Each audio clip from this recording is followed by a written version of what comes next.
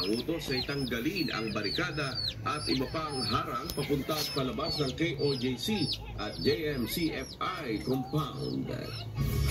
Balita ngayon.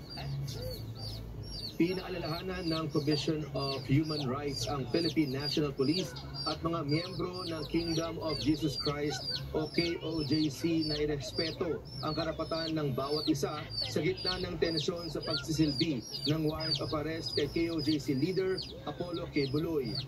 Sa isang pahayag, sinabi ng komisyon na patuloy nilang minomonitor ang sitwasyon sa compound ng grupo sa Davao City.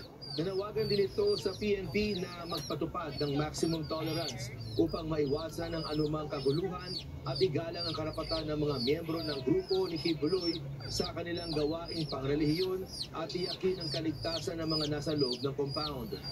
Sinabi pa ng komisyon na may mga naitala na silang insidente na kinasasangkutan ng mga polis at KOJC members na maaaring may nalabag na karapatang pantao. Balita ngayon.